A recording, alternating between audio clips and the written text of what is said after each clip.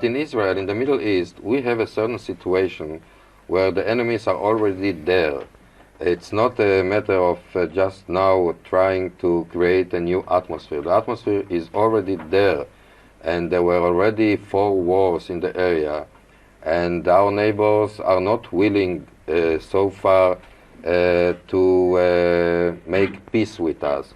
What would you then offer in Israel, to Israel? Transcendental meditation in Israel, adopted by 1 or 2% of the population of the country, and the attitude of the enemies around will change. This I am saying on the basis of what has been seen now in about 500 cities in the world today.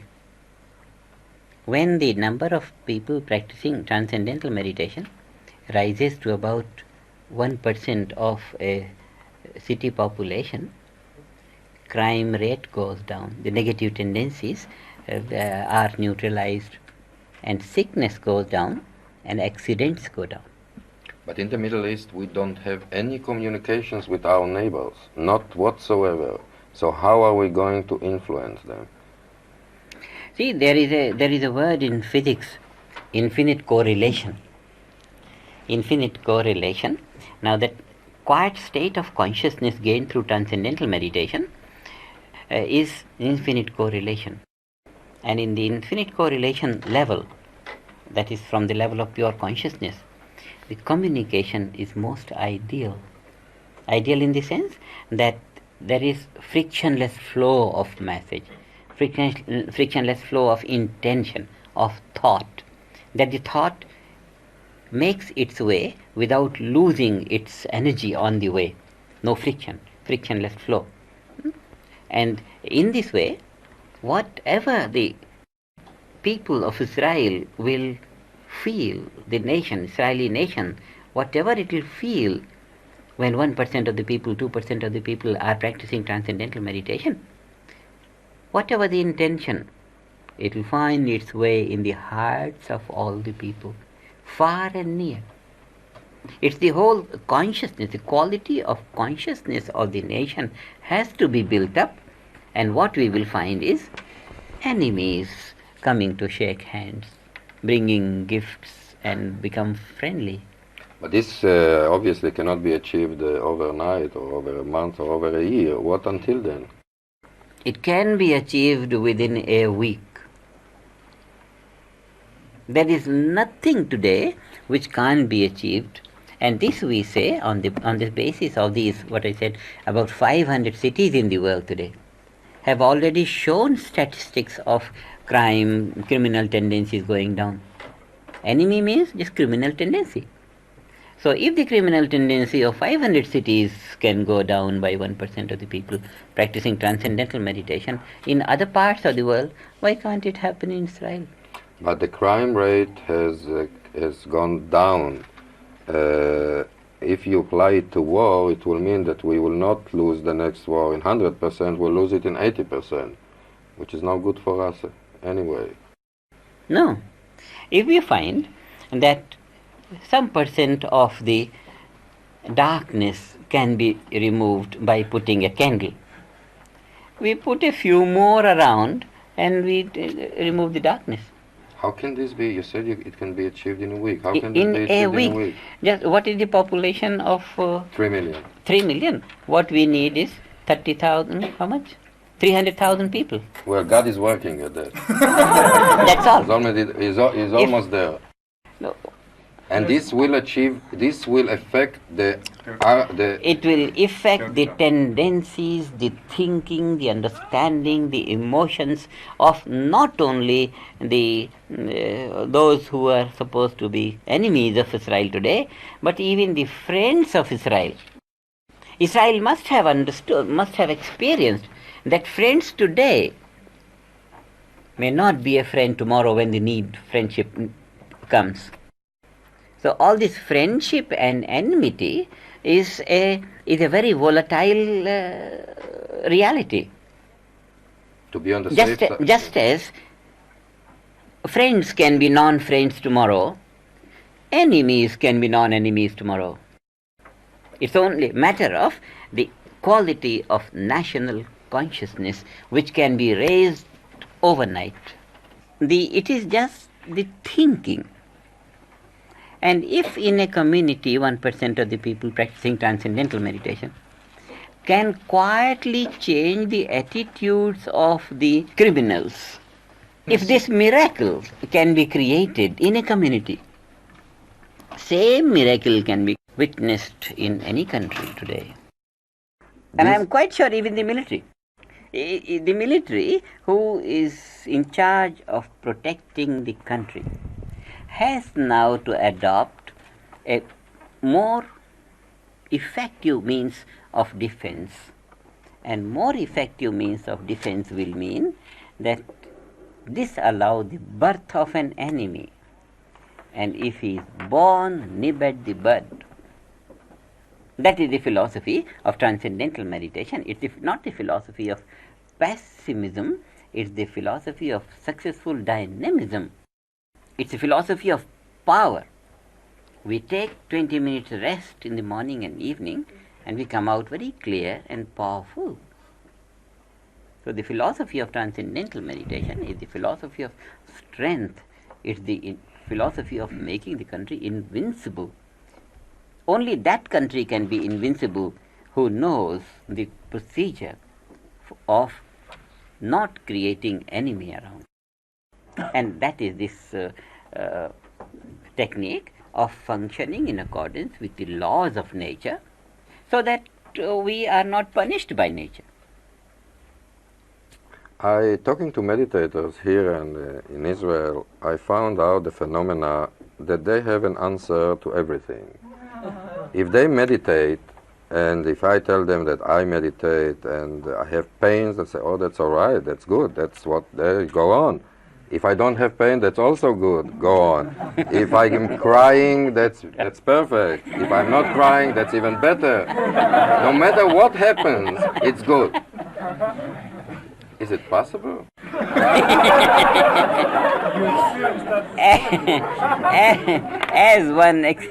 As one becomes more and more capable of acting according to the laws of nature, you know?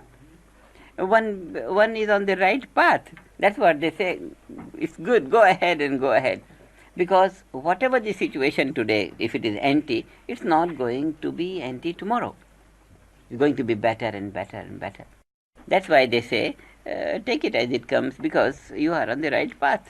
But is it possible that meditation will be the answer to almost everything? We can remove the word almost.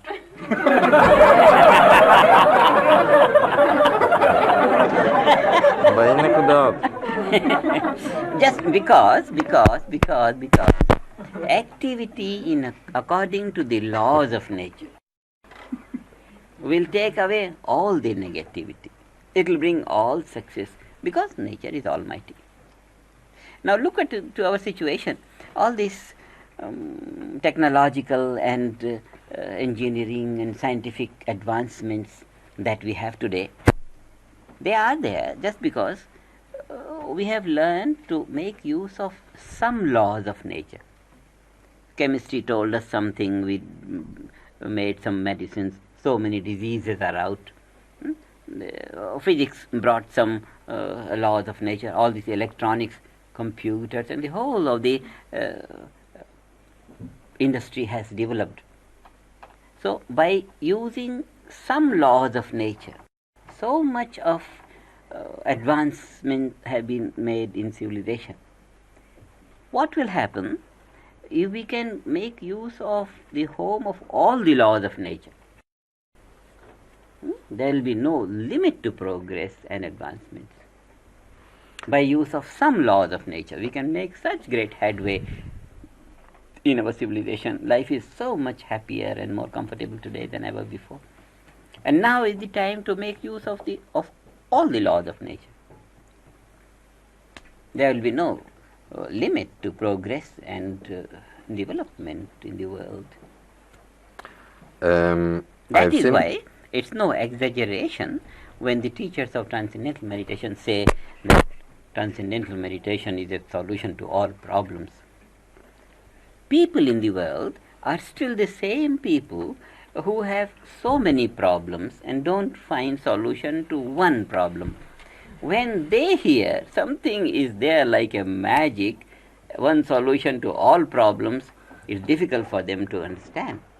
But in the age of science, miracles are happening every day. A new discovery comes.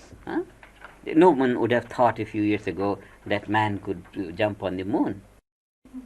And man has jumped many, many times. This science is producing miracles after miracles, unbelievable miracles. So this also is a miracle of our scientific age, that there is one thing which makes a man capable of functioning according to all the laws of nature, and therefore this is one solution to all problems. I've seen another tape about governments, about the effect of meditation on governments. And my question is whether this applies also to dictatorships. To all governments. Whether he is a dictator or a parliamentarian president or whatever, the head of state is like a, what we say, like a football or a volleyball maybe. Football is better, it's more popular in Israel. Yes. So one kick here and one kick here and one kick here and one kick here. This is the situation of a government. It's the individual consciousness that produces influence, and the government goes by the effect that the individuals produce in the country. Government has no mind of its own. It's the mind which we call national consciousness. Government works with national consciousness, and national consciousness is composed of the consciousness of different provinces. Maybe some province is an agricultural province, the other province is a mining province, the third is an industrial province. So agricultural influence comes from that province, mining influence comes from, industrial influence comes from here. All these influences come together, and together they make the mind of a government. But a dictator usually got his dictatorship, or is working, is doing against the will of the people. No. Usually, otherwise he wouldn't need a dictatorship. He wouldn't need to keep his people in line all the time. The existence of a dictator shows that the country has been chaotic. There is no orderliness in the thinking. Someone thinks this way, the other way thinks this way, the other way thinks this way, third way thinks this way. The democracy has failed in this country. That democracy has failed, and the national consciousness is in a very disturbed situation. So, whosoever is the strongest man, national consciousness finds its seat on that mind, and that mind works dictated by the national consciousness. Whatever the head of state does, or whatever a parliament does, any act of a government is the act according to the destiny of the nation, produced by the individual activity. So it is the individual who governs the government. Individual consciousness is the unit of national consciousness. That is why the governments, with all the authority and resources and intelligence, no government has succeeded in creating an ideal society, because the government does not work from its own value. It works motivated by the consciousness of the whole nation taken together. World government, which we have formulated now, focuses its attention on the unit of a national government, the consciousness of the individual, and makes it expand. unfolds it to its full potential. And full potential of individual consciousness is unbounded, that home of all the laws of nature. And in this way, the world government now is going to provide to all the governments a very strong basis of action. Now we'll see that every government will succeed more in their aspirations, will be more constructive, they'll achieve more, they'll be making more progress, just because the world government is improving the quality of world consciousness. The focus of the world consciousness is the individual consciousness. But individuals, lots of individuals in the world, will produce a very beautiful quality of world consciousness. And this world consciousness of a better quality will induce in all the national consciousness everywhere a power of greater achievement. I witnessed with at least some meditators that it's not quite clear whether they got benefit from meditation or whether they smile and seem happy because they are told that if they will meditate, they will smile and feel happy. How much is, if at all, is there a psychology in this whole phenomena? I mean, you tell people that if they'll do that, then they will feel in a certain way, and they go and do it, and they are convinced that they have to feel now that in that certain way. It is the scientific experiments that have built this psychological influence in the world. Scientific experiment telling the people that physiology becomes better and psychology becomes better, behavior becomes better, and they bring the proof. So this building up of the psychological, emotional feeling that they are doing something wonderful and they are going to be better, this is on the basis of scientific research. If the son of a physiologist starting meditation, and in a week he shows such remarkable good behavior and all, his father puts him to some physiological tests. Let me see what is happening to your brain, to your functioning of the pulse or whatever. And if someone's uncle is a scientist and he saw his nephew becoming better, he said, "Come, let me see you." Like that, in all parts of the world, scientific experiments were done by completely independent people just out of curiosity. And this is what the scientists are. If they see some phenomenon, try to explain it, and they discover such beautiful things. Isn't there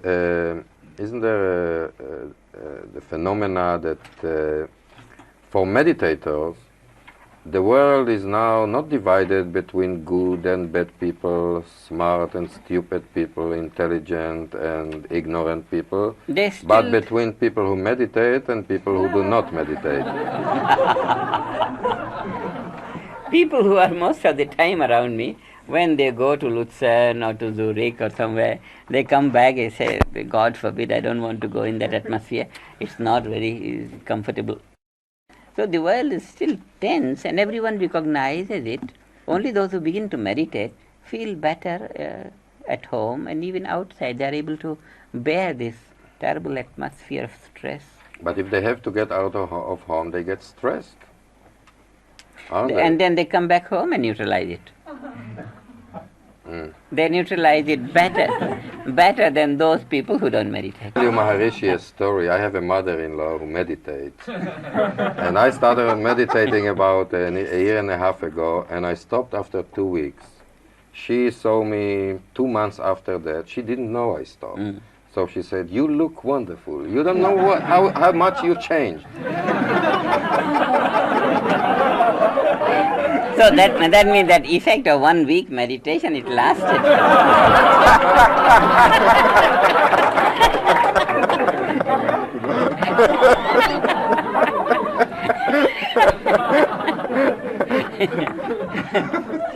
I think that old proverb, well begun, is half done for life. I must admit, this is the best answer I've heard so far.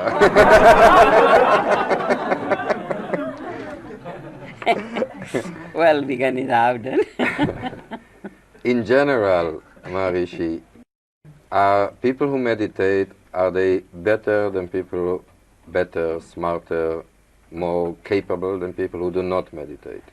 Depending with whom we compare.